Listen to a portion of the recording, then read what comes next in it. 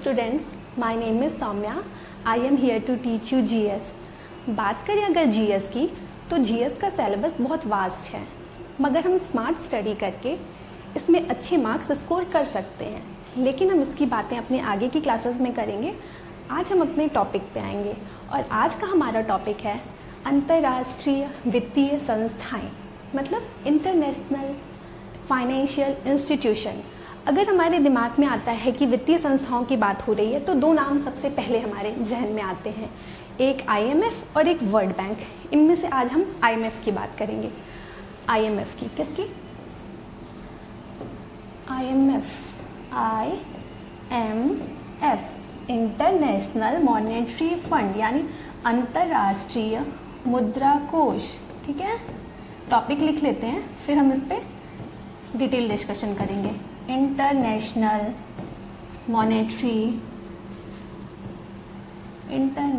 Monetary fund, Hindi में भी लिख देती हूँ, अंतर्राष्ट्रीय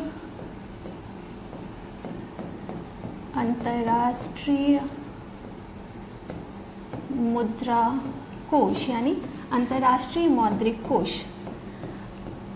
अब हम बात करें कि इसकी ज़रूरत क्यों पड़ी, इसके कार्य क्या हैं, सारी बातें हम करेंगे। लेकिन सबसे पहले इसकी एक भूमिका बना लेते हैं। तो द्वितीय विश्व युद्ध के बाद, यानी 1939 जब द्वितीय विश्व युद्ध खत्म हुआ, तो उसके बाद विश्व के विभिन्न देशों की स्थिति, आर्थिक स्थिति कमज़ोर हो गई। किसी के पास इतना फॉरेन एक्सचेंज नहीं था कि वो अपने आर्थिक स्थिति को सुचारू रूप से चला सके, अपने देश की आर्थिक स्थिति को सुचारू रूप से चला सकें। तो इसके लिए कई देशों ने सोचा कि अब हम क्या करें।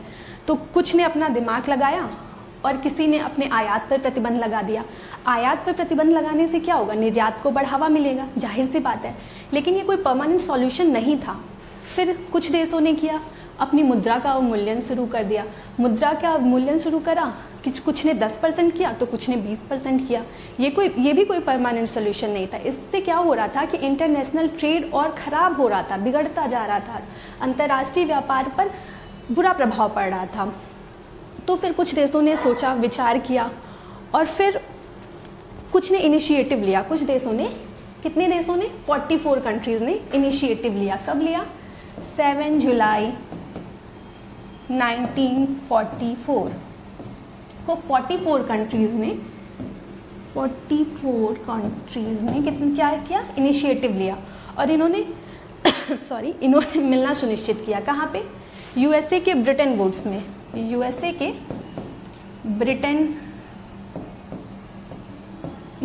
ब्रिटेन वुड्स में मिलना सुनिश्चित किया। और यहाँ पर इन्होंने चर्चा की कि एक ऐसी संस्था होनी चाहिए जो सब पर नज़र रख सके, जिसको वित्तीय सहायता की ज़रूरत है तो वो वित्तीय सहायता कर सके, सलाह दे सके। तो इसके लिए इन लोगों की मीटिंग हुई, एक कॉन्फ्रेंस हुआ USA में, इसीलिए इसका नाम भी पड़ा ब्रिटेन वुड्स कॉन्फ्रेंस। कहाँ पे हुआ था? प्लेस का नाम था ब्रिटेन वुड्स, USA में था, और इस कॉन्फ्रेंस का नाम पड़ा था ब्रिटेन वुड्स कॉन्फ्रेंस। और ये कहाँ पर हुआ था, कब हुआ था? 7 जुलाई 1944 को। और इसमें क्या बात निकल कर सामने आई? इसमें ये कहा गया कि ऐसी संस्था का निर्माण किया जाए जो कंट्रोल कर सके, देशों के इंटरनेशनल व्यापार पर कंट्रोल कर सके। और दो नाम अस्तित्व में आए, एक तो आपका IMF हो गया और एक था वर्ल्ड बैंक। अब ये जो वर्ल्ड बैंक और इंटरनेशनल मॉनेटरी फंड हैं, क्योंकि ये ब्रिटेन वुड्स कॉन्फ्रेंस के दौरान अस्तित्व में आए थे, इसलिए इन्हें ब्रिटेन वुड्स ट्विंस भी कहते हैं। क्या कहते हैं इन दोनों को? किसको? IMF और वर्ल्ड बैंक को कहते हैं। हिंदी में लिख देती हूँ हिंदी वालों के लिए, ब्रिटेन वुड्स ट्विंस, यानी ब्रिटेन वुड्स जुड़वा। किसे कहा गया? IMF और वर्ल्ड बैंक को। ठीक है, अब हम आगे बात करते हैं कि आखिर जो ये सोच थी IMF की, ये कब किसके दिमाग में आई। तो सबसे पहले 1944 से भी पहले 1943 में USA ने एक प्लान दिया था। उस प्लान का नाम था व्हाइट प्लान। क्या नाम था? White plan. USA के व्हाइट प्लान। और सेम टाइम पे ही ब्रिटेन ने सेम टाइम पे यानी 1943 में ही ब्रिटेन ने एक प्लान दिया था जिसका नाम था किन्स स्कीम। क्या नाम था? Keynes scheme. इन दोनों यानी व्हाइट प्लान और किन्स स्कीम, व्हाइट प्लान दिया यूएसए ने और ब्रिटेन ने दिया किन्स स्कीम, किन्स योजना। इन दोनों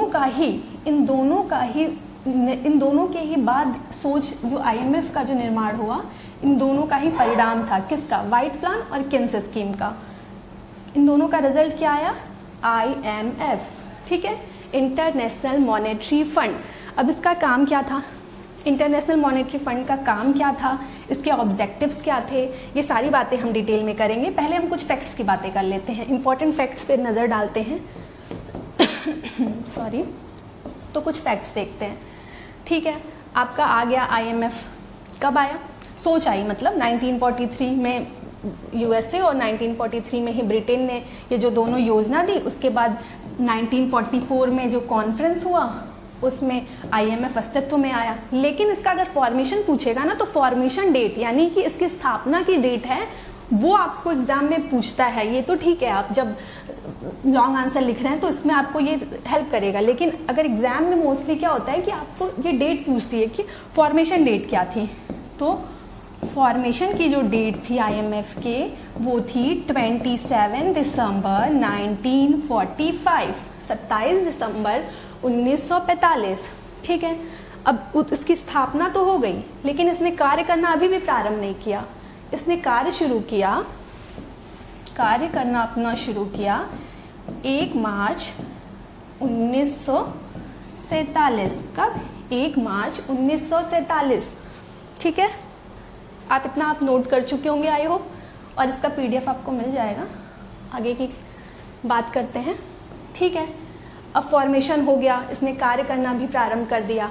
अब हम इसके और कुछ फैक्ट्स देख लेते हैं कि आईएमएफ की जो हेड है, आईएमएफ की हेड यानी हेड कौन है? Kristalina Georgieva. प्रेजेंट में है क्रिस्टालिना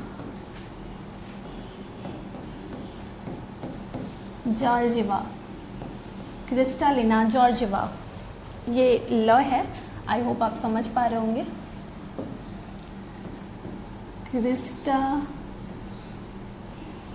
क्रिस्टालिना जॉर्जिवा। ठीक है, इससे पहले कौन थी? क्रिस्टीना लेगार्ड थी। ठीक है, इसके पहले क्रिस्टीना लेगार्ड थी। इस समय मैनेजिंग डायरेक्टर कौन है आईएमएफ की? Kristina Georgieva. और ये दोनों नाम बहुत इंपॉर्टेंट हैं, एक जो मैंने ये हेड बताया और दूसरा ये चीफ इकोनॉमिस्ट। कौन? चीफ इकोनॉमिस्ट यानी मुख्य अर्थशास्त्री। हिंदी वाले नोट कर लेंगे, मुख्य अर्थशास्त्री। ये हैं, कौन है आप बताइए? मुख्य अर्थशास्त्री हैं गीता गोपीनाथ। कौन है? गीता गोपीनाथ। ये भारतीय महिला हैं गीता गोपीनाथ, और ये मैसूर में जन्मी थी। ठीक है, गीता गोपीनाथ। अब अगर बात करें कि आईएमएफ में कितने मेंबर देश हैं। ठीक है, मेंबर सदस्यों की बात कर लेते हैं। तो आईएमएफ में टोटल कितने मेंबर हैं? आईएमएफ में टोटल प्रेजेंट में 190 सदस्य हैं। कितने सदस्य हैं? 190।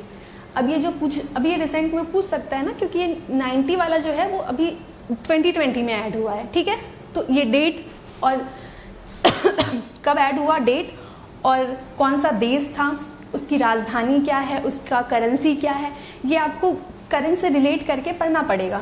तो जो 190 जो डेज ऐड हुआ है 16 अक्टूबर 2020 को, उसका नाम है अंडोरा।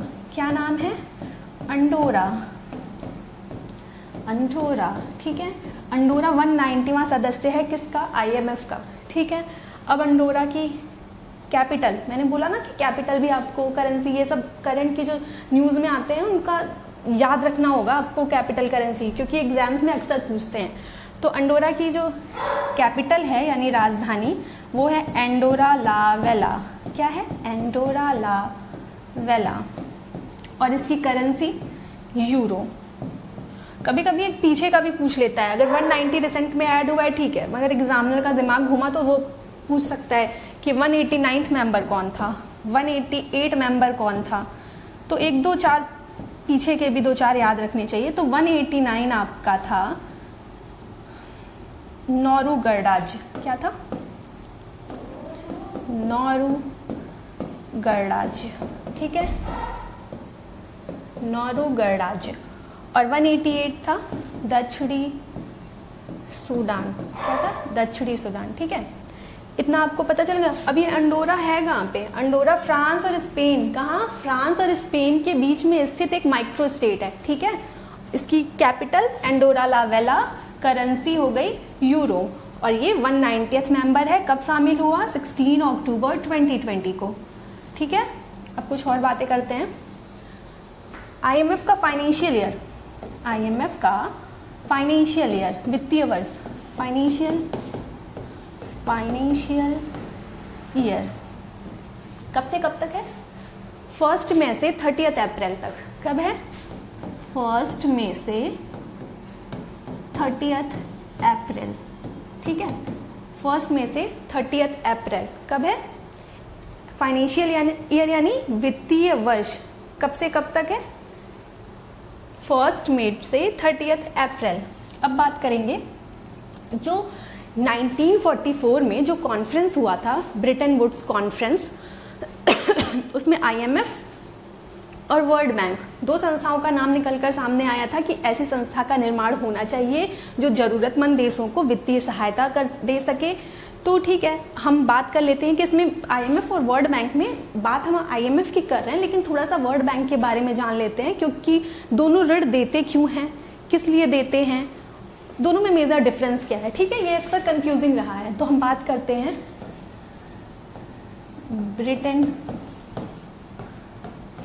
ब्रिटन वुड्स कॉन्फ्रेंस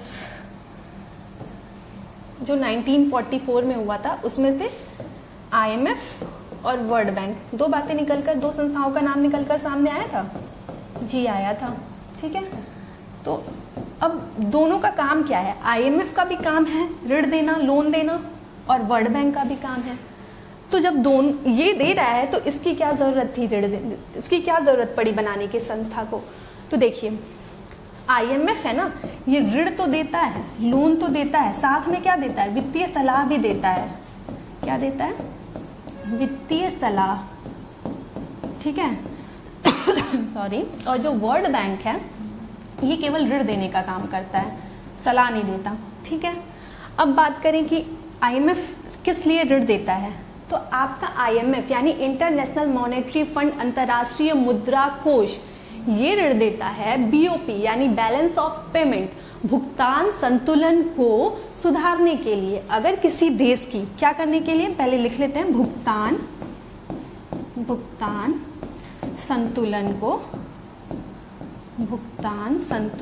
को सुधारने के लिए, ठीक है। भुगतान संतुलन यानी BOP बैलेंस ऑफ पेमेंट को सुधारने के लिए देता है कौन, IMF।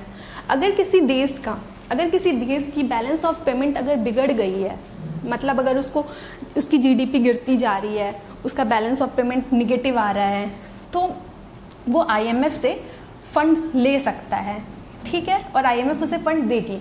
लेकिन वर्ल्ड बैंक कब देती है, वर्ल्ड बैंक जो लोन देती है ना, वो ग्रोथ के लिए देती है, डेवलपमेंट के लिए देती है, पुनर्निर्माण के लिए देती है। तो डिफरेंस यही है दोनों में, ठीक है। अब यहाँ लिख लेते हैं ग्रोथ, ठीक है, ग्रोथ, पुनर्निर्माण, इन सब कामों के लिए वर्ल्ड बैंक लोन देती है, डेवलपमेंट। और IMF जो है ना, IMF जो है इंटरनेशनल ट्रेड को यानी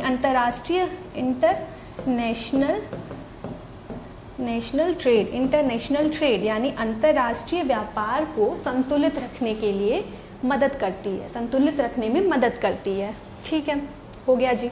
IMF क्या है, IMF अगर लोन दे रही है तो ये शॉर्ट टर्म के लिए देगी, शॉर्ट टर्म के लिए लोन देती है। वर्ल्ड बैंक लॉन्ग टर्म के लिए देती है, लॉन्ग रन के लिए देती है, ठीक है। तो ये दोनों में मेजर डिफरेंस है जो हमेशा बहुत कंफ्यूजिंग रहा है। जो IMF है, तो नेक्स्ट पेज ले लेते हैं। IMF, जो ये IMF है ना, इसे हम क्या कहते हैं? बैंक, सभी केंद्रीय बैंकों का बैंक क्या कहते हैं? Bank of all central banks. जैसे आरबीआई को भारत में क्या है? आरबीआई यानी रिजर्व बैंक ऑफ इंडिया को क्या कहते हैं? बैंकर्स बैंक, बैंकों का बैंक। वैसे ही विश्व स्तर पर आईएमएफ को हम bank of all central banks, bank of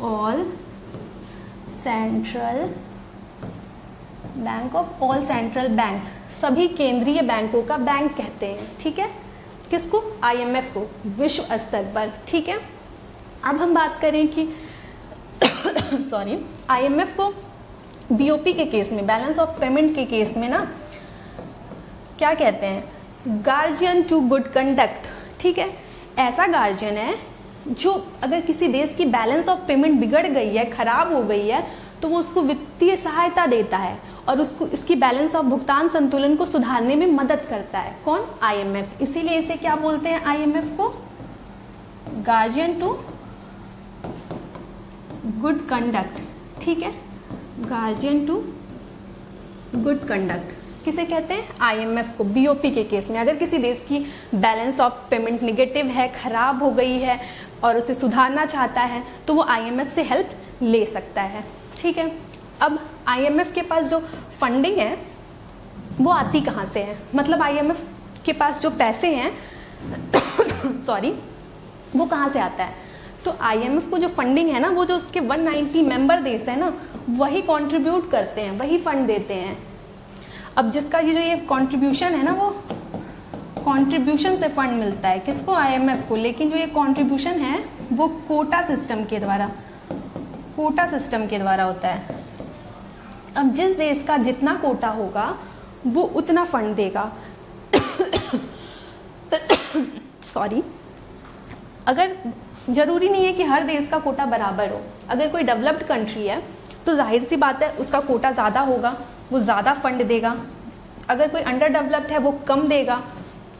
तो इससे क्या है ना, कोटा सिस्टम का जो प्रभाव है वो वोटिंग सिस्टम पर भी पड़ता है। ठीक है, जिसका कोटा ज़्यादा होगा उसके वोटिंग राइट्स भी ज़्यादा होंगे। और सबसे डेवलप्ड अगर बात करें तो यूएसए सबसे ज़्यादा फंड देता है। कौन देता है? यूएसए सबसे ज़्यादा फंडिंग देता है। किसको? आईएमएफ को। तो जब ये जो फंडिंग है इसकी जो इसके 190 मेंबर है ना, अगर इनमें से किसी देश को ज़रूरत पड़ी पैसों की तो वो आईएमएफ से बोरो कर सकता है और आईएमएफ उसे देता भी है। ठीक है, अब बात कर लेते हैं कि आईएमएफ की जो मुद्रा है, आईएमएफ की मुद्रा वो मेनली एसडीआर में होती है। किसमें? एसडीआर यानी special drawing right, special drawing rights. ठीक है, ये याद होना चाहिए। स्पेशल ड्राइंग राइट्स को हम पेपर गोल्ड भी कहते हैं। ठीक है, पेपर गोल्ड, इसका एक और नाम है पेपर गोल्ड। ये अक्सर एग्जाम में पूछता है, इसलिए आपको पता होना चाहिए। Paper gold, special drawing rights. ठीक है, अब एसडीआर के पास 5 क्या होता है, मतलब यहाँ आईएमएफ के पास बास्केट होती है, एक बास्केट ऑफ 5 करेंसीज, जिनमें 5 मुद्रा, कितने? 5 मुद्राएं शामिल की गई हैं। कौन? एक ये है बास्केट है, इसमें कितनी है? 1 2 3 4 5 मुद्राओं को शामिल किया गया। अब ये कौन कौन सी हैं? एक हो गई आपकी डॉलर सॉरी, यूएसए की डॉलर। एक हो गई यूरो, यूरोप की यूरो, येन, और एक हो गई पाउंड, ब्रिटेन के पाउंड, और एक रिसेंट में जो हुई थी लास्ट में, वो थी चीन की रेनमिनबी। कौन थी? चीन की रेनमिनबी। तो ये 5 मुद्राएं आती हैं बास्केट ऑफ 5 करेंसीज में। ठीक है, पांचों का नाम आपको पता होना चाहिए कि कौन कौन सी हैं। पहला अमेरिकी डॉलर, यूरोप का यूरो, जापानी येन, ब्रिटेन का पाउंड और चीन की मुद्रा रेनमिनबी। ठीक है, अब हम बात करें कुछ करंट से रिलेटेड कि अभी रिसेंट में आईएमएफ या वर्ल्ड बैंक ने किसी को लोन दिया है क्या? नहीं, इससे पहले हम देख लेते हैं इसके ऑब्जेक्टिव्स क्या हैं। किसके? आईएमएफ के ऑब्जेक्टिव्स क्या हैं? आईएमएफ के ऑब्जेक्टिव्स, ठीक है। तो फर्स्ट है, क्या इसका ऑब्जेक्टिव है, इसके उद्देश्य क्या हैं? पहला, प्रतिकूल भुगतान संतुलन को सुधारने का, ठीक करने का काम करता है। अगर एडवर्स कंडीशन है किसी देश की, उसकी बैलेंस ऑफ पेमेंट अगर एडवर्स जा रही है तो वो उसको सुधारने के लिए वित्तीय सहायता देता है, ठीक है। तो लिख लेते हैं, प्रतिकूल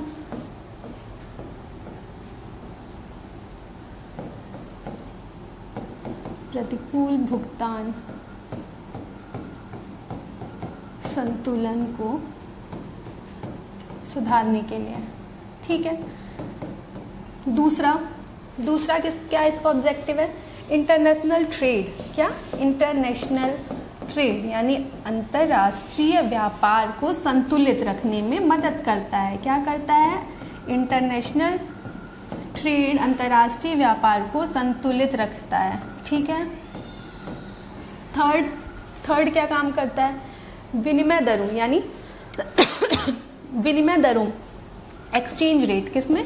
विनिमय दरों को स्थायित्व प्रदान करता है। विनिमय दरों को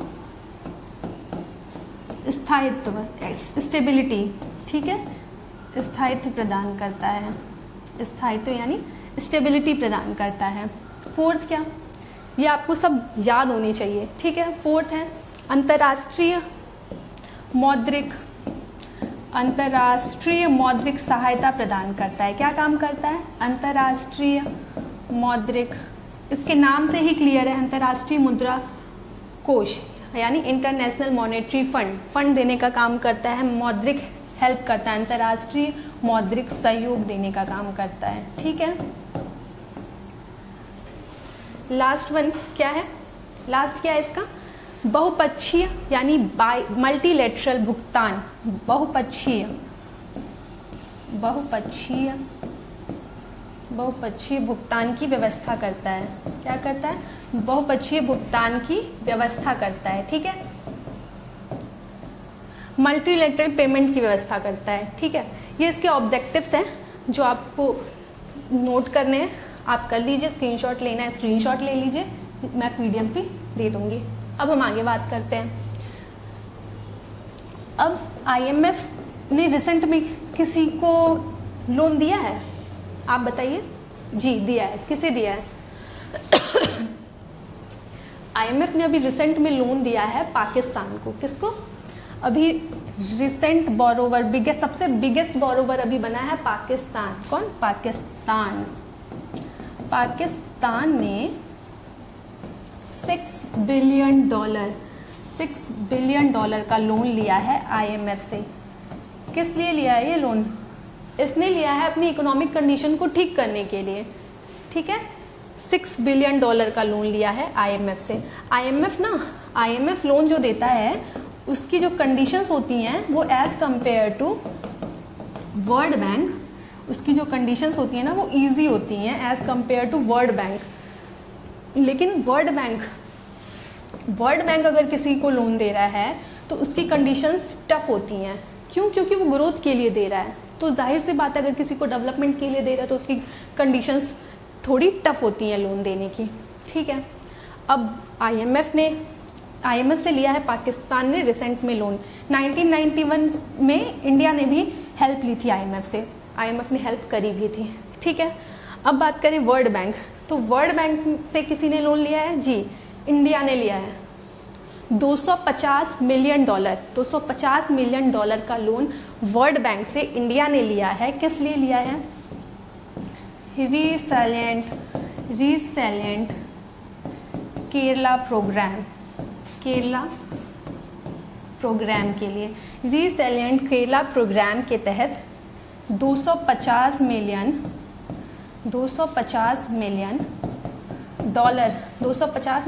का लोन लिया है इंडिया ने वर्ल्ड बैंक से, ठीक है। अब ये रीसेलिएंट केरला प्रोग्राम क्या है? इसके तहत क्या होता है कि अगर नेचुरल डिज़ास्टर आता है या क्लाइमेट चेंज होता है तो उससे जो इफ़ेक्ट पड़ता है उससे कोप अप करने के लिए वर्ल्ड बैंक से लोन लिया है इंडिया ने, ठीक है।